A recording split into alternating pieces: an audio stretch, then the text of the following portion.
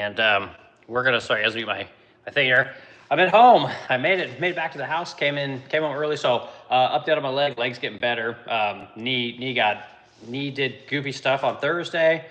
Friday, Saturday, hung out, did nothing. Sunday, ended up going to work for about 4 hours and came home, iced it, put ibuprofen in, all that good stuff. Today I did about 7 hours. So every day a little bit better, and that's a good thing, So I think tomorrow will be more of a normal day, and legs getting good. Like I said, by the end of the day, the knee is pretty swelled up from that meniscus tear, or whatever is going on with the meniscus, and it's getting better, which is good. So like I said, tomorrow I think we'll be back to normal by start lifting weights and getting this thing back in shape. So that's kind of update on the knee. Okay, so topic for today is tariffs, right? So we're going to talk about why are the experts so wrong about tariffs, and what the hell is going on? Because the truth is that revenue coming in from tariffs is about $120 billion, which is really important. And the reason we're going to talk about this is because as someone who never went to college and seemed to figure out how to make money most of his life, I've always been very hesitant of school, of college, of people that call themselves, I have a master's degree and a PhD.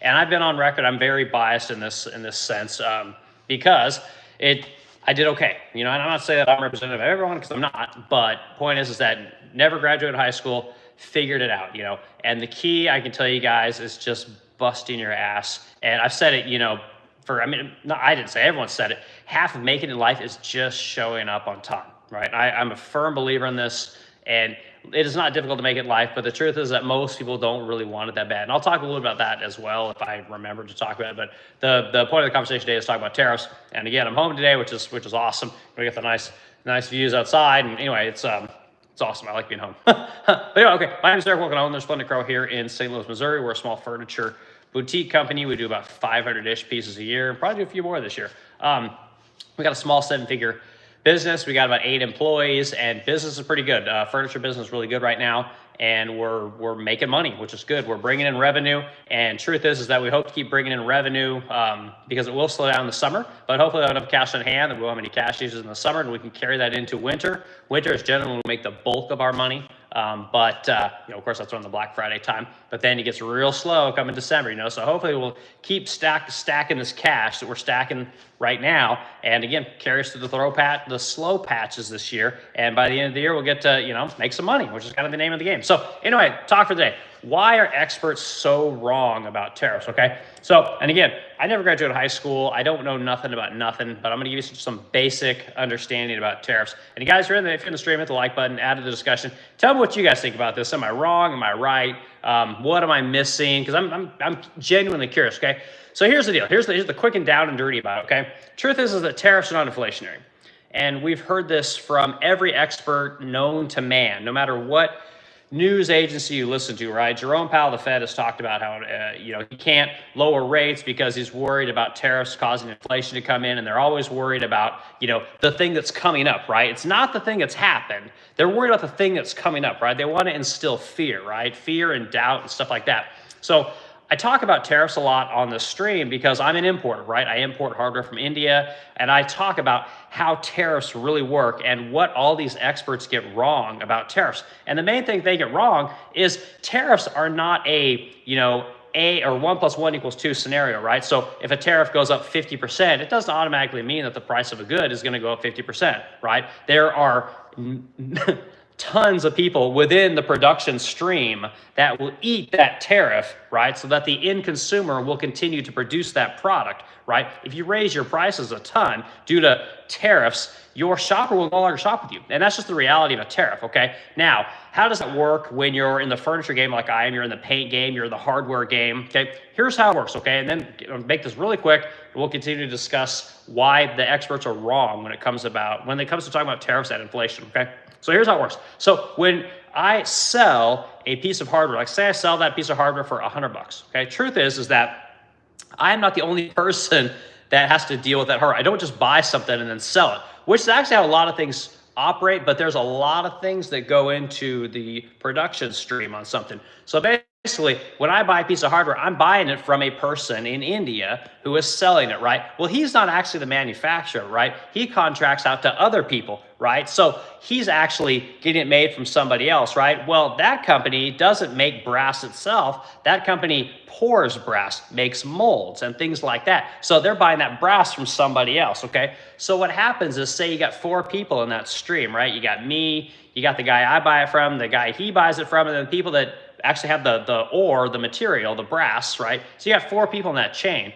Everybody's going to eat a little bit of that increase in tariffs here in America, because the truth is that without America buying stuff, all those people go out of business. And it's easy to say, you know, the simpleton says, well, they'll just sell that to somebody else. And the truth is that no, they won't.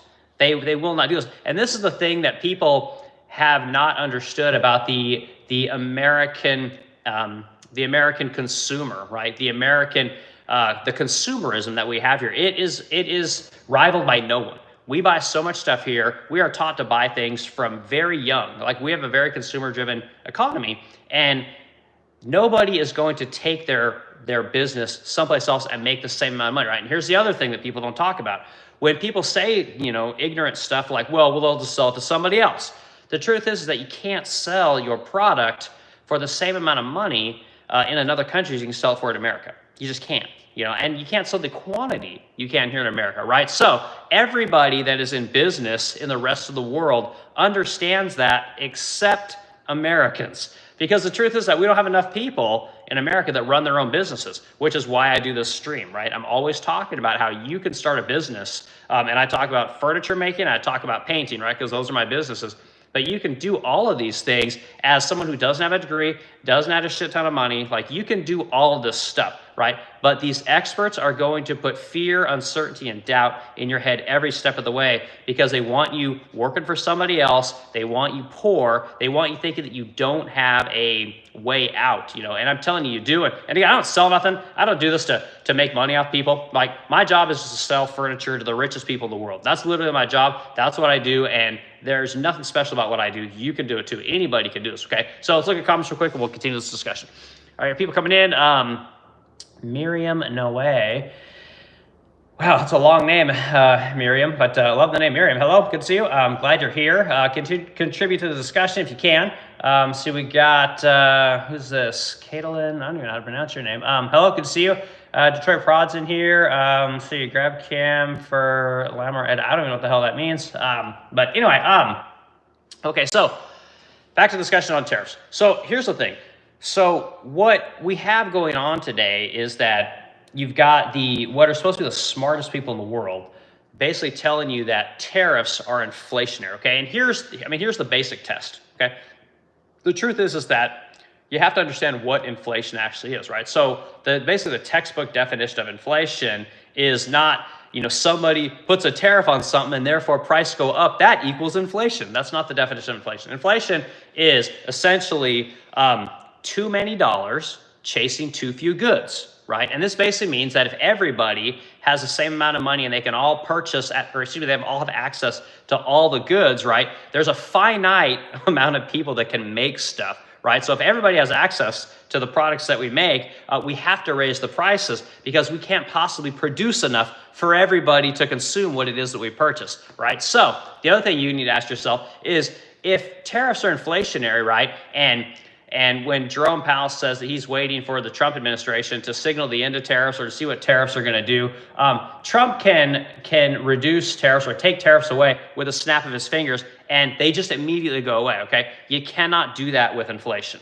right? Because the money's already in the system, right? The money is already there. It's already been ran through the economy, and because there are too many dollars chasing too few people who make things, we have to raise our prices on everything. Because here's what I learned during COVID, guys, and this is the stuff you're not going to get in any other cast. No, you're not going to get this in talks. You're not going to get in this shit, okay? Truth is, I lost my ass in COVID, right? I had more business and more money than I knew what to do with. I mean, I could have literally slept on $100 bills. Like I had so much money coming in, but I was blowing through it just as fast as I was bringing in. Because what I didn't understand was that when COVID hit, right? When COVID hit, everybody and their brother not only could afford my product, but because everything was shut down, they were just looking for anything to buy. And so everybody was buying my product. I didn't spend $1 on advertising. I spent $0 on advertising during the entire COVID pandemic because I didn't have to advertise because everybody wanted to buy our stuff, right? So I had to hire a shit ton of people. I didn't raise my prices. I hired all these people, and because when you start hiring people, they're very inefficient. It takes quite a while to get people up to speed to be productive and efficient at the job.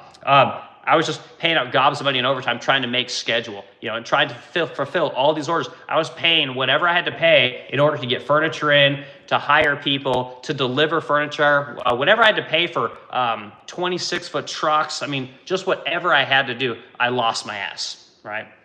And so I have a very keen understanding about what inflation really is because it nearly put me out of business. And people think of as inflation as the price of everything just goes up. Like, no, it's not always like that. If you don't raise your prices because of the inflationary effects, everybody will come to buy your stuff and it will put you out of business because you can't keep up with production. And when you can't keep up with production, your name goes to shit because you take too long, right? The product is no longer of the same quality because you're rushing things out to meet schedule, right? But your price is good, which everybody likes. And anyway, it ends up becoming a self-destructive kind of thing, So I hope this kind of makes sense to people. Again, most people won't talk about this kind of stuff, but that's why we do this, or I do this cast, is because I want them to know what business is really like. I want people to understand how things like inflation, how things like tariffs, how things like, massive demand, right? Massive influx of revenue, how these things are not always good and how you can, do better in the event that an event like that should happen again. You'll know how to deal with it, okay? So, all right, more people coming in here. Mark Fuckerberg. Wow, great name, dude. Yeah, interesting. Okay, yeah, good to see you, man, Mark. Let us know where you're at. Again, everyone hit the like button, add to the discussion. This is a good discussion, guys. Like, people should care about this because if you guys know anything about tariffs, you'll know that the price of goods has not gone up one bit because of tariffs. Prices of goods have gone up astronomically because of tariffs, right? Or inflation. Over the last 4 years, the prices of everything have gone up every single year by, factors of 2 or 3. Homes are tripled. The cost of cars has doubled. The cost of food, has gone up quite a bit. It's come down a little bit, but again, the cost of everything has gone up, and none of it has to do with tariffs. But they're putting this fear into you, right? They want you to think that the tariff is the thing you need to be focused on. This is the bad, right? Meanwhile, your government is printing money, which is inflationary, hand over fist, and splashing the economy. Right? Because the federal government can't just print money and keep it. That's not why they're printing money. They're printing money because they need to spend it. And when they spend money, it goes out into the economy, right? And people need to understand this. So anyway, that's kind of what's going on. Okay, more time. All right, Batchy Crazy in here. Good to see you, dude. Again, add the discussion, guys. Hit the like button. I'm good to go on this stream. I'll talk as long as I can on this one because this is I got nothing better to do tonight, so this will work out great. All right, Batchy. Okay, got you. See, we got Wheeze Days. Simply got the craziest name. Name a plane for an edit. I don't know what kind of plane you're talking about. Are you talking about the planes within 3D engineering? Or are we talking about your top plane, your forward plane, your right plane? Are we talking about planes in the sky? Let me know, and I'll happy to respond. So you guys, we almost went out of business. Yeah. Again, it almost went out of business, right? Like I was making millions of dollars and literally was going out of business, right? And that's, again, why I talk about this stuff, So if you guys want me to elaborate on that, hit it in the comments. I will go into detail about how a company like the Resplendent Crow, which is a very has a very good reputation within the furniture and lacquer space, literally went out of business. And I've told the story about how people in my industry have gone out of business, right? I talk about the CEH. We know this is literally the creme de la creme of furniture makers, as far as I'm concerned, went out of business because they just weren't good business people. And I'll talk about that. Put it in the comments, guys, and we'll keep this discussion going. about whatever you guys want to talk about, but the bulk of the discussion, I really would like to talk about tariffs and inflation and how these things they're basically they want you to look over at this thing, which is tariffs over here, while they're stealing all your money, right? They're taking your money, and when they take all your money, it's very hard for you to start a business. It's very hard for you to get away from that W-2, right, working for somebody else, and then go work for yourself, or try something that's kind of scary. They don't want you to do that stuff. They want you trapped, right? They want you voting for somebody else's money to come fix your problems, when the truth is they need to give you your money back from busting your ass, okay? So keep going in here. All right, see, what's Batchet saying? Arianka Champ, edit, I don't know what the heck that means, dude. Renew painting, what kind of money we make, what kind of money I make. I talk about the tax side, the regulatory side, employees, the furniture, how we design things, how we buy things, what we're doing in the future. We talk furniture company, and that's a real discussion about, what that was. Bernie Sanders, side note, Bernie Sanders got robbed. I mean, and again, I'm not a Bernie supporter, but I mean, you guys, I think this or for worse, I have no idea. But yeah, we send a ton of stuff to the Northeast. We go there. Furniture is littered. That place, a lot of great.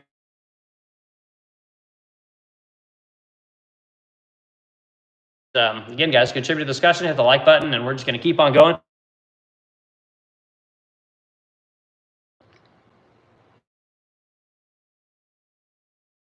What does everybody drink? Everyone loves Cosmopolitans. Okay, I'm a beer guy myself. Okay, see who we got here. We got somebody, Mahiba Ahmed. Thanks for being here, guy. Appreciate it. Bangladesh fan. Just all kinds of places. So I don't know a lot of us moving their stuff to Vietnam. They got a lot of great crafts people there. Bangladesh. And then we got Barbara from Connecticut. Joe, hello from Cincinnati. I mean, you're talking the and the American dollar. You're going to start out with more time than money, and again, if you let your government continue just to print money at infinitum, your taxes are going to go up, and it might not be your income tax, but it's going to be every other tax. Like if you guys haven't noticed, all of the property taxes within your states are going up, your insurance rates are going up, the cost of vehicles is going up, the cost of everything is going up, but the things that are going down in price, which they told us would not happen, the cost of most of your goods today, the goods that are manufactured, are going down, right? So when they say tariffs are going to cause everything to go up in price, none of those tariffs have really hit. They've been rolled back, or they've been delayed, or if there are tariffs on those countries, the other countries are eating most of that tariff. They're not passing it on to the consumer because they can't afford to. Okay, and I've talked about this many times. So when I make hardware, if the tariff, and here's stuff you'll never hear, guys. Okay, here's another thing people do not talk about when it comes to tariffs. So the cost of manufacturing a good overseas is so cheap that if you raised a tariff 200%, the cost of that good would not go up that much in America, because the truth is that to make a product in America, it's 10 to 20 times more expensive, right? So an example that I like to give is when I buy a piece of hardware from the country of India, okay? I buy something that I sell here in America, I buy for $5 in India, right? So let's say a tariff is 100% on India, okay? That $5 means now I'm paying $10 on a product that I already sell for $100. Right? So the tariff doesn't affect me as the American business owner that has this shit made overseas. It doesn't affect me one bit. I'm going to cry and I'm going to complain. I'm going to tell you that I'm going to raise your prices. But truth is, it doesn't affect me one bit. Okay. Now, what's happened when the tariff threats come in, everyone talks about how they're raising prices. It allows companies to raise the price on a good, whether that tariff affects them or not. Like, that's the scary thing, okay? So talk about a market. My market is hardware, okay? So if I'm selling that piece of hardware for $100 today, right? I'm paying $5 for it in India, okay? If tomorrow that tariff goes up to 100%, my cost increases $5, okay? So I go from where I'm making $95 on that piece of hardware, or I'm making $90 on the piece of hardware. But here's the messed up thing, people. Here's how it actually works, okay? the market will move from the price of that good being $100 to where the market of that good will then go to $110. Right? So the cost is going to go up. Not only the cost will move up to purchase that good in America 10%, even though the cost for me is like $5. Right? So it's really messed up the way these markets work. So I hope some of this stuff kind of makes sense. Okay, so now let's talk about the tariff income, which is the other thing that you don't see a lot of talking about, right? So what happens with tariff income? What do we do? Why is it important? Okay, so truth is that we've brought in over $100 billion in tariff income since, I want to say it's like April. It might be back a little bit further than that. But point is this is a source of revenue that normally is like $5 billion-ish a month, to where you're looking at more like $20 to $30 billion a month in revenue. Okay, now, are you paying that? Am I paying that? Where's all that money coming from, right? Truth is that money is coming from overseas. And again, like I said, some of it's coming from us, right? The people that import the stuff. When you go and buy a cheap tchotchke or a cheap something from Walmart, right? Odds are that thing's made in China, right? When you buy that thing, Walmart's is not pricing that good the way that I would price hardware, right? So if Walmart buys a widget that costs 99 cents over in China, right, they're probably going to charge $2 or $3 for it here in America, right? And then by the time you factor in all the costs to get it here, insurance, employees, buildings, upkeep, maintenance, all these kind of things, they're probably making 5%, right? It's not a ton of money, but because they do so much volume, it equals billions and billions and billions of dollars, right? So that money that's coming in, the intent of that money is actually going to be to pay for services for people that need services, like things we all care about, like helping people that are, poor, or people that are sick or mentally challenged, or just a myriad of things. And the idea is that when that money comes in, like say they do get up to $1 trillion a year in tariff income, right? The idea is that your taxes are going to come down, conversely, whatever, $1 million a year, right? And then they could take that money and spend on other things. Meanwhile, giving you more money that you can then go start businesses, take vacations, help your kids with school, go buy cars, take your, wife on a vacation, whatever it might be, put it in savings, buy Bitcoin, whatever it might be. And then that then translates into more people being able to start business and purchase more goods. And this idea is good. And I believe it's a real thing. But when you get people like Republican types that say, we just need to grow our way out of this thing. My dad's talked about this for a long time. And again, the theory is sound. I agree that a $30 trillion debt looks one way when your GDP is $30 trillion. It looks a completely different way when your GDP is $50 trillion, right? So there's this idea that we're just going to grow the economy enough that the debt is not going to be an issue, right? Basically the debt to GDP ratio gets way better when you're making a ton of money. But the problem with that is that every time we do that, the government essentially raises taxes, right? Or I shouldn't say raise taxes. They raise their spending, whatever way they do it. So when we were spending at a $30 trillion economy, right, we're bringing in $5 trillion a year in taxes, right? Well, if we go to a $50 trillion, it's not like they're going to keep that at $5 trillion, which is what they should do. They're going to raise the spending a consummate amount, right? So they're going to raise it to $8 trillion, and this is the problem that we run into. So then when the economy declines, there's no going back. It just stays really high. And as we all know, during COVID, spending went from, $4 trillion a year to $7 trillion a year. And then now that the pandemic is gone, the spending hasn't come down at all. And again, we can argue about why that is, whether that's good or bad, but you can't deny the fact that the spending didn't come back down, and that's a problem, right? If you had one day you're making $100,000 a year, and then a month later you're making $50,000 a year, you would cut your expenses, right? Because you don't want to go broke. Well, you can't go broke, So anyway, a lot of information there. I'm sorry, guys. I'll go through the comments again. But it's the tariff thing. The experts just don't know what they're talking about. And again, I think the issue with a lot of these experts is they've never owned a company. They've never made anything. They've never had to operate within the thing that they're talking about. Everything with them is theoretical, right? And they do a lot of reading, which is great. There's nothing wrong with reading. The problem is they don't have a lot of practical experience. And That's what being a business owner is. It's all practical. There's no theory involved. Theory is this idea that you try when you have some money, and then you realize like, oh shit, that was dumb. Well, now fuck, I'm out of money. So now I better, par things back, get more efficient so I can build some more cash and I can try these other. That's your theory. You have to actually do the thing first before you can test the theory. These people will talk theory all day long, but never have to actually do the work, which is very different. So anyway, sorry guys, I went a little bit rant there. Hit the like button, add the discussion, guys. I appreciate it. Let's go through comments. Okay, so Batshit Crazy says glitching. All right, is my stream glitching a little bit, dude? Is that what you're saying? I'm down in my basement. I got pretty good internet down here, but yeah, maybe it is. I don't know what to, but Batshit, man, I appreciate you being here, as always. Okay, we got Meyer Meeks, 88 billion in revenue from tariffs. 88 billion. Okay, cool. So what did I say, like 100 billion or something like that, or no? I think I saw 121 billion. So 88 billion. All right. So does that change my point? Like, still 88 billion. I think that's a pretty damn good number. Would you agree with that? Let's see. Can't wait till we don't pay taxes anymore.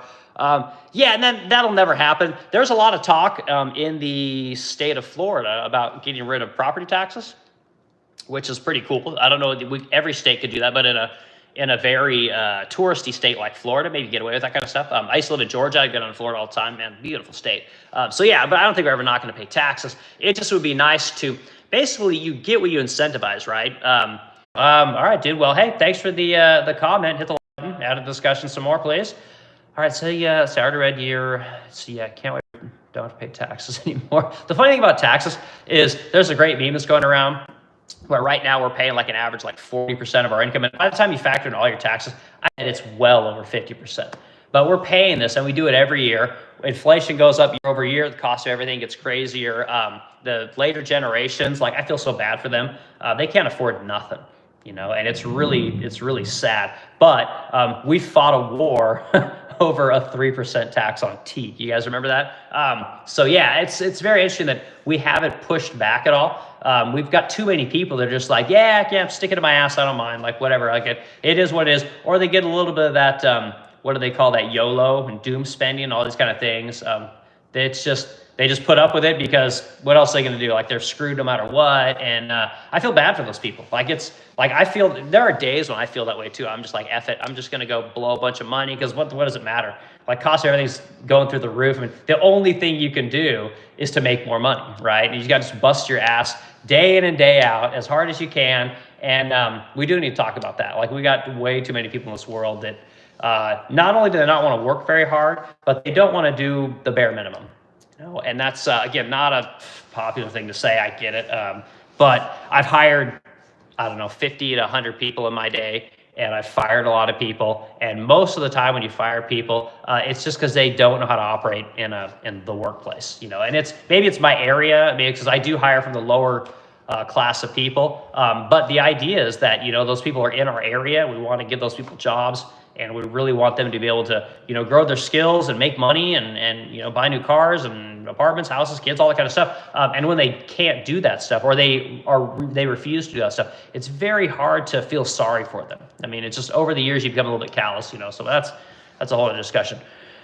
Okay, more comments. All right, see, Jake Paul, what if I hate Jake Paul? Yeah, those Paul brothers, I don't follow, so I'm too old for that shit. I don't get this whole YouTuber thing, what is that, the Mr. Beast guy? Like, I don't ever watch that guy's videos, but I think he's pretty popular. He's supposed to be like the most popular guy. I don't understand it, but whatever, man. I'm inspired by people that do things, right? I'm inspired by people that make things, people like a Steve Jobs, very inspirational. Elon Musk, and again, politics aside, just these people, the amount of stuff that they're able to do in their life is I think it's pretty cool. I mean, like a Jeff Bezos, like that guy's kind of, I don't think much of that guy, even though he's done a ton and we use Amazon all the time. I don't really see him as being a creator of Amazon. There's a lot of other things that are with that company that are probably more respectable. But, those are the kind of people that kind of move me. I'm not into these YouTuber type people. Okay, so you've been on last night or no? Yeah, don't do that. So, man, you want to talk about drugs? Like, drugs are a big problem. I mean, I was just talking about how a lot of people, they're unemployable. They're very difficult to hire. And again, drugs are a big one. Missouri is one of the states that legalized marijuana, and it's a big problem. And it's one of those things that they need to roll back. They need to get rid of stuff, because the truth is that most people can't. They don't have any impulse control. They can't. they can't operate in polite society when they have access to whatever they want. We saw that with the student loan thing. People going to college, doing whatever they want to do, to go be whatever you want to be. And truth is that most of them, what they want to be isn't valuable to society. And we know that because they can't get a job. They can spend $100,000 on whatever it is that they, want to do to benefit society, and society doesn't reward them with a paycheck, So these kind of things, we need to kind of nudge people in the right direction a little bit more. I think we've just gotten away from that for a long time. And that's one of the reasons we are where we are. We're not willing to tell people like, hey man, no, you can't do that. Like, it's not good for you. It's not good for anybody. And, on the drug thing, honestly, I don't like smelling weed everywhere I go, and I don't like cigarettes either, but I don't smell cigarettes anymore. All I smell is weed. It's everywhere I go. I mean, hell, I was at a Tesla charging station the other day, and I had to sit next to this guy who's just puffing that shit, and it's right. I mean, what do I do? I mean, I know the Teslas have the, whatever, the nuclear mode, but like, that's about what you got to do. Because it's just disgusting, and these people, they don't care. And again, it's in their culture and their group of friends or whatever, like, it's completely okay. But, us older people, like, we don't see it that way, and it's great, these younger generations want to do what they want to do, and more power to them. But, I'm more than willing to say, like, no, you guys can't handle this. You don't know how to do this in polite society, and it's no bueno, man. It's not a good thing. So, anyway, yeah. So, I don't want to get on drugs, and I've done tons of drugs. Jesus Christ, I think I've done most of them at this point, and that's what you're supposed to. You're supposed to try that. Drinking blue, and it's getting back. I wouldn't pick up plywood just yet, but I'm kicking out cabinets, man. Today I went and worked a couple of sideboards. I got some veneers in, and picked up a base for a cabinet. So I'm doing things. I think by next week, I'll be in pretty good shape, and then the week after that, I'll be good as new. And I'm just lifting a lot more weights, a lot of squats, goblet squats, just anything to get my muscles strong. I think that was one of the things that I did do, is I got so into running that when you're running all the time, you don't think about lifting weights, or at least I don't. I just go on my run, and I come back, take a shower, and go to work, when really you should go run, lift some weights, and you get back, do some, isolation type exercises, and then go to work. And I'm just, I think everyone probably does that. So anyway, point is, son, it's going good. Bouncing back just fine. Okay, we got Ed in here. Ed, you might be, I don't know if I remember you. Okay, as a youth, you are born with drive, and that's what motivates you to be someone. Pot kills motivation. Lost feed. Okay, well, Ed, I hope the feed came back.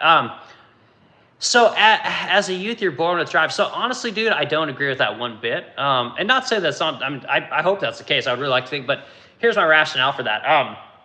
I think that there's I don't know who said it, but somebody said that, you're an average of the 5 people you're closest with. And when you're younger, if you don't see anybody getting after it all the time, right? You don't see dad going to work all the time, mom going to work, whatever. Mom taking care of the kids, dad taking the kids, dad working around the house, fixing cars, making shit, keeping the yard, tidy. Like, you don't see the consistency in effort or the reward from consistency. If you don't see a positive influence to be better than normal or better than average, it's very difficult to rise above that. Now there's people that do it. I've seen it before. There are people who have just come from the shittiest situations you could possibly imagine. They get around a good group of people and their lives change, right? But most people, they grow up and they've got kind of mediocre existence, and they hang out and they stay around that mediocre existence, and they never understand how much better not only it can be, but how much better they need to be. And most of it, like, it's really not that hard, but most people they don't have that example. They don't have people around them saying, like Ed was saying with the weed thing, they don't have someone saying like, hey, put that shit down. Like, no, like, you don't need to do that shit. Like, no way, that's bad. Get away from that shit, Go spend your money on something else. Like, no, we're not going to go smoke weed. We're going to go play basketball. We're going to go, I got a busted up car. We're going to go work on my car. Or like what we used to do. Subwoofers were a big thing. Everyone used to have their car audio system. We used to go make speaker boxes. It's like we were just always doing something. We got to hook this speaker box up. We'd go over to my buddy Naj's house, and we'd go wire up an amplifier, and figure out how to plug it into the subs, and then get it wired in the back of your head unit, and like whatever it might be. I don't know what people do today, But that's the kind of shit we did. And we didn't, I mean, we smoked weed a couple of times, I think, when I was younger, but it just was like just a waste of time. Like if you weren't going to get laid, like what was the point? Like you're going to go smoke a bunch of weed around your guy friends? Like what does that accomplish? You know, so we just weren't really into that kind of stuff. But I think that if you don't have like a good set of examples around you, it's just very difficult, you know. And not that it can't be done, but I've had so many conversations with people, and I mean, this is honest truth, guys. I've told the story a couple times on the stream. I had this kid, and I'll tell two of them real quick. I had this kid who was 19 years old. He just had a kid. I mean, he messed up. He shouldn't have had kids when he was young, but you know, I mean, boys are boys, and you know, it's hard to put that thing away. But truth is that, you know, he needed to make money. And a buddy of mine who owns a glass company called me up, and he's like, man, like my cousin needs some work, and you know, he's got a good head on his shoulders, but you know, he's kind of going on the wrong path. And he's like, could you teach him how to make furniture, man? Just like help him out. And again, I was like, yeah, sure, I'll take care of this kid. You know, told him to come over, and you know, I'd have a talk with him. And I told him, like, look, dude, you're gonna have to work here for like 3 years. I'm like, if you want to commit to working here 3 years, like, I'll teach you to be a cabinet maker, man. Like I said, if you can, you know, you're young, if you can learn to do this stuff, you know, you'll make 40, 50 grand right away. And then, you know, you can make 60, 70 grand. I mean, you can make, you know, like I did, you can make 100 grand a year, you know, building cabinets. Like, you can totally do this stuff, but you got to be committed to it, you know. And I told me, like, you got to show up to work. You can't do the drugs. You know, and like you may have to work weekends, and you may have to go out on the road and help our shipper. You may have to go pick stuff up. You know, you're basically going to be a bitch, but you're going to learn how to make furniture. And super excited, very into it. And I was really glad to, you know, get the opportunity to help this kid. But he lasted 2 weeks, you know, and that's how most of these people are, right? Another guy, I'll tell you another story. That kid later ended up going to the military, which is the best thing for him because he's not going to be able to give up, right? He's not going to be able to quit. He's going to have people pushing him constantly, which is really what these people need. They need to get away from the bad elements in their lives, the poor, mediocre people, the mediocre existence, and they need to see how good it can be, and they need to have a path to get there, you know. And it's very difficult to do it. It's not the easiest thing in the world, but anyway, so second story. So there's an employee I had working for me, and he was a good employee, you know, did a good job sanding furniture and always was there. You know, it was actually a natural leader. But anyway, the guy started doing side work, you know, and he wanted to use my van one time. And I was like, yeah, you can use my van, whatever. And then, you know, we slowly started to see tools were missing, you know, and they'd come back, you know, but they'd go missing. And, you know, when you own a company, you notice shit, right? Like you've been there a time or two. So when something's missing or out of place, like you can kind of tell, you know. So anyway, point is that tools were missing, and then they'd come back and things like that. Well, come to find out that this guy had been starting his own drywall thing on the side, but he'd just been taking our tools, you know, and using them at night, and he'd been taking boxes and boxes of sandpaper, and had just been, his heart was in the right place, but his head was in the wrong place. Had he come to me and said, hey man, I'm trying to do this thing, like, can you help me out? I mean, this is the situation that I'm in. Can you help me work something out? Like, I would have been completely open to helping this guy out. But pride, the lack of, I don't know what the word is. Like, he didn't go down the right path. And there was, once you go far enough down the wrong path, it's very hard to help you. But anyway, point is that several years later, this guy came back and wanted a job. And normally we would have said no, like no way in hell, you know. But again, I needed a cabinet maker, you know. So I had the same speech with this guy, like, look, dude, like, you're a natural leader. I remember you working here. You know, my wife really liked you. We liked you. Yeah, you were taking things and you stole some stuff that you shouldn't have, you know. But you kind of owned up to it. And anyway, point is, I hired the guy back again, and within a week, you know, he's like recording himself doing lives while he's working at my shop, and talking on his phone all the time, and then he's, you know, taking my earbuds. And anyway, a lot of those bad things that I remember, no lessons had been learned. No second opportunity, like, hey, I'm going to do things different this time. No awareness of what was going on. And again, as business owners, we develop a lot of calluses for hiring people, firing people, for all kinds of things. And anyway, point is, I had to let that guy go. Actually, my wife ended up firing that guy. I was on a business trip, and anyway, I had to shit can that guy because he just wasn't Anyway, point is, it really bothers me that we give these people opportunities and we really want to help them. We want to get them out of the situation that they're in, and they cannot help themselves. And there's only so much help you can give people, and it sucks. It really does suck. There's other people that I've hired that they've been with me forever, and they just get it. They just show up to work. I don't have to tell them to come to work. I let them work whatever they want. They put in their time. They get their work done. And it's great. And the people that I end up firing could have the exact same situation at work. The exact same situation, because I don't discriminate based on your sex, your race, color, creed, all that kind of stuff. Like, we don't discriminate on any of that stuff. Like, work knows no color. Work knows no class. Work knows no creed. Work knows none of that stuff. Like, we just want to help people get better. But it's very difficult, So, I kind of beat that one to death, guys. And I hope that kind of gives you a little bit of back and forth about kind of what you're saying. But yeah, the drugs are a real problem, man. Like, it's a real problem. And again, I think that people that live in these kind of shitty situations, drugs are a cheap outlet, a cheap escape, and they can kind of there's a lot of camaraderie and group identity, whatever you want to go, around that shit, and it's too bad, And states that legalize it, they're just screwing their own people, in my opinion. But that's me.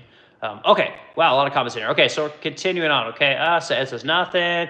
Sun Tzu has retracted some of his messages. Let's see, feed is good now. Good. All right, so Big Loaf. Great name. Have a good day. I always wonder how people come up with these names. Like, Sun, you're always on here, man. How did you come up with that name, Sun Tzu? Like, I know that's the Art of War book and all that kind of stuff, but is that like your thing? Are you into that kind of stuff? Like, I'm curious where people, come with their names. Adriana Clark, I would assume that's kind of a name of somebody, but like Big Loaf, how did you come up with the name? Like, I'm just dying to know how people come up with this stuff. Okay, let's see here. Adriana Clark says, let's work on my car. Let's smoke weed. It's difficult. Yeah, and working on cars, man. I love working on cars. I love showing people how to work on cars. I like helping people work on their cars. I don't know how many times I've helped people work on theirs. So, funny thing, my shipper, he has a Mercedes Sprinter van. He delivers furniture all over America. He has a Mercedes Sprinter van. It's the big long bastard. It's like 12 or 14 feet long, and he has 750,000 miles on this thing.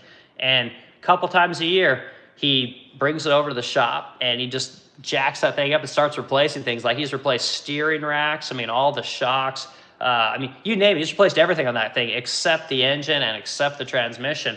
And thing runs like a top. He's used it forever, but he knows how to work on a car, right? He knows how to work with his hands. And same thing with me. Like, I buy junk shit cars all the time. My wife's always giving me crap about it, but if you know how to work on a car, you can buy cheap cars. You have to buy expensive cars, and cheap old cars are nice. I'm an Audi fan. Like, Audi doesn't make Audis like they used to. They're not sexy anymore. They're kind of lame. They look like those lame electric vehicles, but like, Audi made sexy cars. Like, old Jaguars from like the 90s and 2000s, man, these are sexy automobiles. Today, everything looks the same, and it's stupid expensive. You're going to pay 40, 50 grand for a Ford. Like, that's insane to me. I can't wrap my brain around that, but if you can work on shocks, you know how to change brakes, you're not afraid to, take hoses off and fittings and learn about torquing down screws and stuff like that, man, you can buy old cars, and it's pretty awesome. Working on cars is great. If you got kids or you got friends that need shit to do, man, working on cars is a great way to, build friendships and show people things. And it's, if you like drinking beers like I do, there's nothing better than having a couple beers and, tear it into a car, replacing thermostats, whatever, valve cover gaskets, and all that kind of fun stuff. All right, going into more comments. And Adrian, not smoking weed, man, not happening. Okay, so we got Seesaws. I told a story. It's hard to put that thing away. Oh, geez, yeah. Young boys, man, it's tough, man. Boys in general. Okay, all right, Brooke Hansen. Brooke, good you're here. Glad to enter the discussion. Get into the like button, guys, out of the discussion. And we'll keep this thing going, talking about kind of whatever. We'll get back to tariffs and taxes and all kinds of fun stuff, and inflation. And experts have just, I'm gonna go through comments. We'll get back to this. Okay, let's see. Let's pick up military. right? Multigrain, yeah. So, I mean, we got Panera Bagel here. It's just freaking awesome. They call it, I think they call it Bread Co. here in St. Louis because I think it was founded here. But, man, bagels are awesome. Like, I eat the crap out of those. Okay, great thing to do with the car is drive it to Burger King. Yeah, I go to Burger King almost once a week in the morning. I love their sausage croissant sandwiches. I get 2 of them with a Starbucks coffee or one of those Ghost freaking pink lemonade energy drinks. And I got a 30-minute drive to work every day. And man, I just jump, and listen to podcasts. And it's freaking awesome. Like, I love Burger King. I can't eat their burgers anymore because they just put so much slop all over them. It's like just gobs of mayonnaise, gobs of ketchup, or whatever sauce is in. It's like biting into a loose, wet sandwich or burger or something like that. It's just too much. So yeah, but their freaking croissant sandwiches are amazing. Okay, all right, I'm finally making it through the comments. Amazing. Okay, let's see, Anas Almas. Okay, I'm not sure what that name is. Let's see, your F this country is dead for good. Well, it depends on, how you look at things. Is this country in rough shape? Yeah, but as compared to what? Like, I don't know another country on the face of the earth that has the situation that we have here in America. There are other countries that probably have a little bit better in certain respects, but as an overall body of laws and rights and mobility as it pertains to income and things like that, the ability to literally travel from one end of the country to another end of the country, travel from one end of the continent to another end of the continent. I mean, America's unrivaled. I mean, try to go to Europe. Try to go to Europe and go to any other country other than the one that you've lived in all your life. They don't even speak the same language. I guess they take euros now, but languages are very different. The customs are very different. And then if you go out of Europe, you got China and you got Russia and all these other places. Like America, everyone speaks the same language, takes the same currency. The rules are basically the same everywhere you go. Yeah, there's little variations, but not anything that really matters, So and the thing about America is although it's, we kind of got this uniparty thing going on, like I think people are starting to realize that whether you vote Republican or you vote Democrat, it doesn't matter. All they want to do is spend money. They're just trying to extract your money and so they can, give it to their constituents. They'll keep voting them into power. And the real problem we're running into today is we got too many losers, right? We got too many people that can't make enough money, that don't want to do the bare minimum, that don't want to do, what I say is just showing up on time is like 50% of making it. If I had someone that just showed up all the time, like they got a job for life with me, it doesn't take that much, but they just want to take your wealth. They just want to give it to their cronies. They want to give tax breaks to big businesses, to massive corporations. Like why we give tax breaks to oil companies, I have no idea. It doesn't make any sense. I mean, to be quite honest with you. But what are we going to do? Why do we let on the other side of things? Like why do we let Snap buy Coca-Cola? Why do we let tax dollars that are extracted from me go to someone who can just go buy a ton of shit with it? And then go collect Medicaid and take Ozempic and all these kind of pills to interact all the shit that they've eaten. Why do we let people not take care of themselves and then pay for it? It cuts both ways. Point is that more people. I mean, America has options. Like just because it seems shitty today, it could be freaking awesome. Tomorrow. We have the ability to change. I think more than other countries. I think most people would agree with that. But yeah, I defy anyone to explain to me why any country on the face of the earth is better than America, and I'll tell you why it's not. And I said I'm married to an immigrant. Been to a lot of countries, a lot of places. So yeah, I'll have that conversation. Okay. Okay. Feed's struggling again. Uh-oh. Well, I wonder what's going on there, son. I'm not quite sure. 5 or 6 of these things all over the house. I think our house is, it's like 5,000 square feet. It's a pretty big home. But the router's like way over that way, but you have all these little mesh things. So you put them every 20 feet or so. And then your whole house is supposed to have like phenomenal internet, and maybe it's not working as well as it should. So anyway, sorry guys. Okay, keep going in the comments. See, son, good, I appreciate it. See, Coach Will scrolled in and saw the lamp. Yeah, right. I forget about the lamp. Yeah, the leg lamp. So I mean, I'm as much of a movie buff as it gets, guys. Like I love movies, and unfortunately, I'm like a classics guy. I love A Christmas Story, like movies like Aliens, Goonies. Like I'm a product of the '80s. I love Terminator. Anything to deal with aliens, Predator, like that's my jam. Big comic book collector, like I love Americana, and all that kind of stuff. Like I'm a fan of cinema. Like I love the story and the history of Hollywood, and how that thing basically kicked off in the 30s. I'm from the West Coast, right, where the movie industry is. And yeah, movies are a big deal, But yeah, so that leg lamp, I've had that thing for years, and yeah, it literally showed up in a crate. My mom got it for me one year. It was pretty damn cool. I did a video of it. Yeah, it was a major award though. Okay, let's see. So that's Coach Will. Will, good to see you, man. Hit the like button, and again, thanks for adding the discussion. I appreciate it. Okay, so here, see, Son Scott. Okay, in my opinion, America's currently destined for a very abrupt and massive change. Our current path of overspending and debasing currency is unsustainable. Eric, 25% of Coke's revenue was EBT. Well, okay, yeah, okay, we'll talk about that, son. I believe it, man. And that goes for all kinds of things. And I'm always amazed. I mean, you'll see a lot of businesses, they love to put that we take EBT, right? Which again, people need. Man, I'm not shitting anyone for needing help. What I want to do is I want to audit how much help you've had and why you haven't been able to contribute to society. That's where I'm at. I would rather cut off aid to everybody, just end all the welfare, and spend even more money putting people on a path to being productive members of society, and that's not a super popular thing to say, but whatever we've done the last 40 years since the 1970s hasn't worked. And again, the only thing you need to know is the fact that spending on welfare keeps going up, right? It should go the other way if spending more money is supposed to make the situation better. Like clearly it doesn't, and there's no expectation to make it better. And the truth is, my wife told me this one time, and it really made sense to me. Whether I pay for you to be an employee or I pay for you to be on welfare, either way, I'm going to pay for you. And that's, I would rather pay for you to work for me as an employer. That way you're paying taxes, you're learning a skill, you're showing your kids and future generations that work is okay. It's okay to do something, and hopefully you like what you do because it feels good. It feels good to work. Or I'm going to pay for you to be on welfare, drinking Cokes and getting sick, and, maybe you're, doing the weed thing.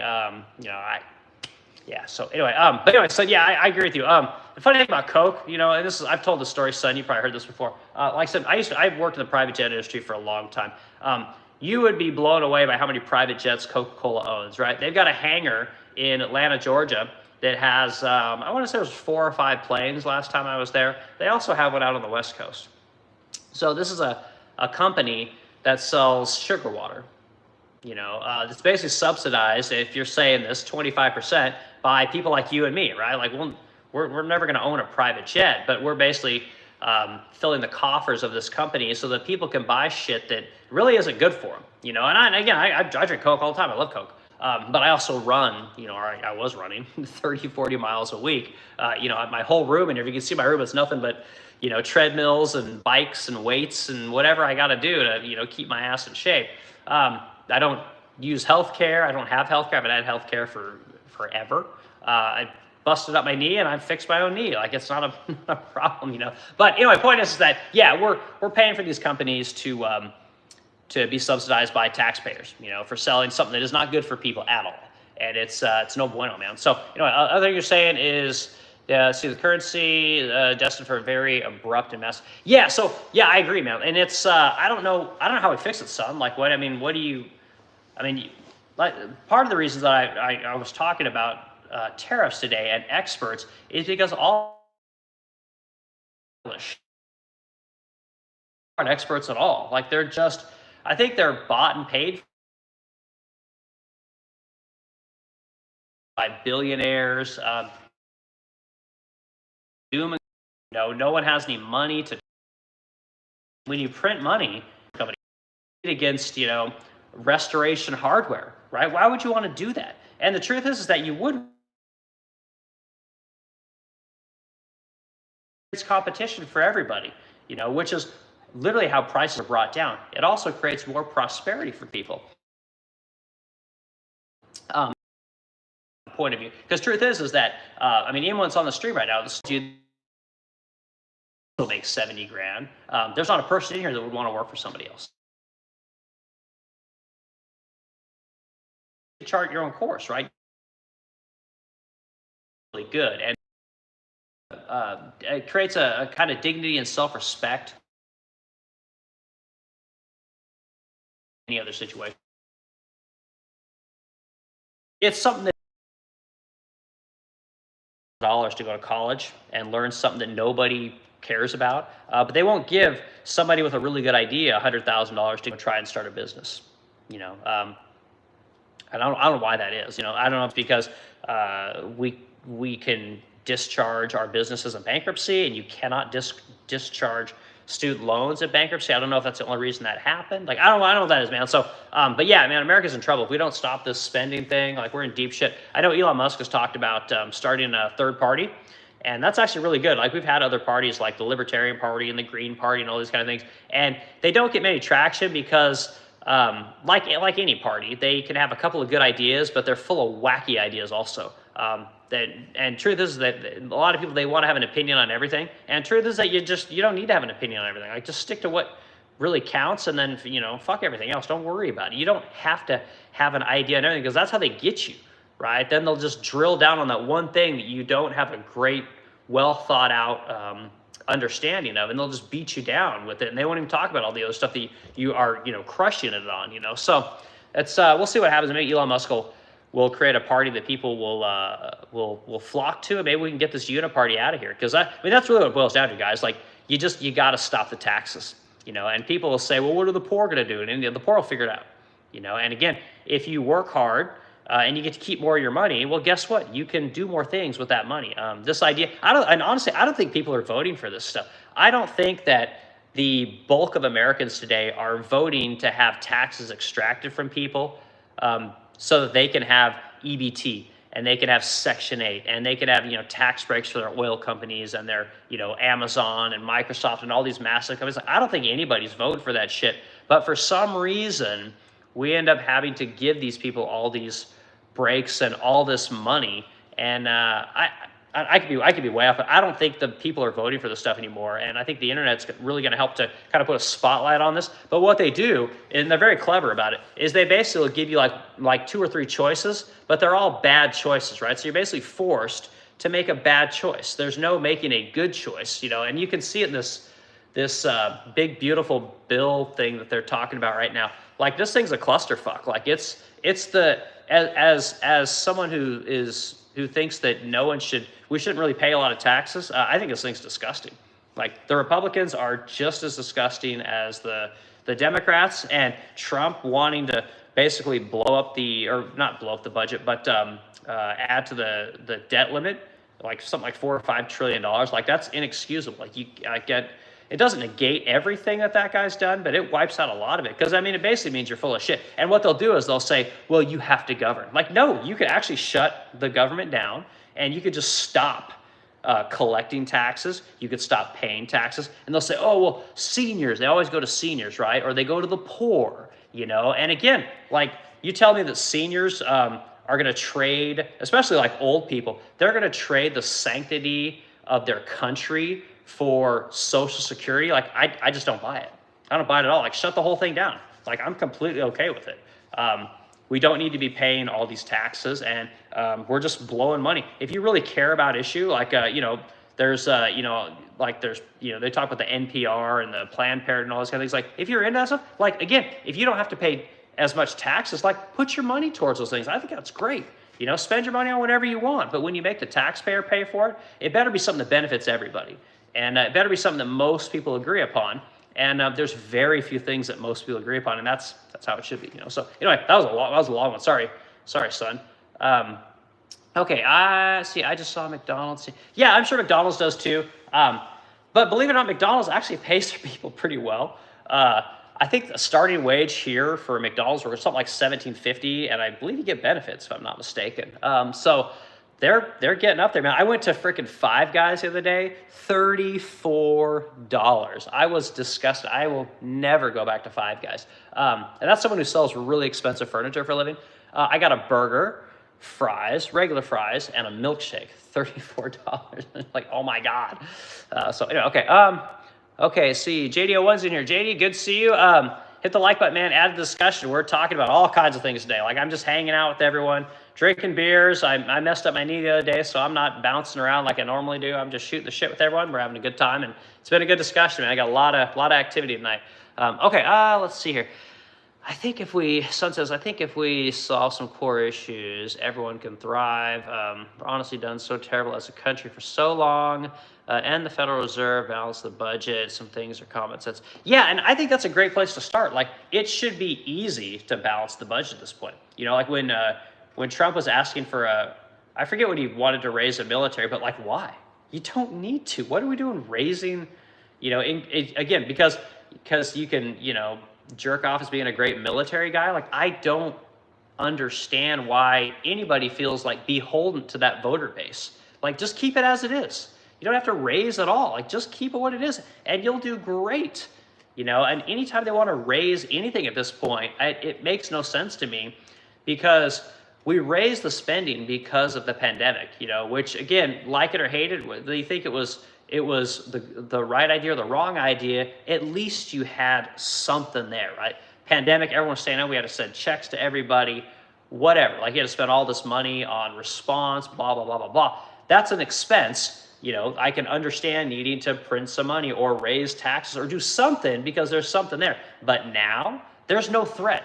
There's no military threat. I know everyone wants to say there is, but there isn't. There's no, you know, Ukraine, Russia, none of that shit matters to any of us. This Israel, Iran thing doesn't matter to us at all. It affects America not in the least. But it's this thing that they're throwing so much shit against the wall to justify spending money so they can keep doing it. When the truth is that anything at this point doesn't balance. I mean, if you can't run this country on $5 trillion, like, I don't know what to tell you. Like, you're never going to be happy. I mean, I don't know if people understand just how much I remember the very first time we ever spent $1 trillion as a country, you know, and it's just gone up faster and faster and faster and faster and faster. And like Sun's saying, the Fed's a big problem. Like, they're a big part of it. You know, the Fed isn't even technically part of the federal government, which is wild. The fact that the Fed is not beholden to the executive branch of government is, someone needs to really look into that, because there's only 3 branches of government in this country. And for some reason, the Fed somehow gets to operate outside of all of them, which, again, makes no sense. I'm sure, Son, you probably understand a lot better than I do, but it's very weird, you know. So anyway, okay, I got my wife messaging me. No, I'm getting close, though. You should come down and talk. Shaking my wife down here, Son. Okay, Stream is kind of struggling again. Let's see. They found all the fraud, abuse, scams with Doge. Then the BBB didn't take it out. Hold on one second, Son. Okay, let's see. They found all this fraud, abuse, scams with Doge. And then the BBB didn't take it out. Yeah, it is really weird, right? And then the whole Doge thing was this. There was a lot of us that were super excited about that. And the one thing that really bothers me, Son, isn't the fact that they found all the stuff that they could cut and these weird systems that, you know, that needed to be modernized, was that they used that word fraud a lot. And fraud, as someone who's been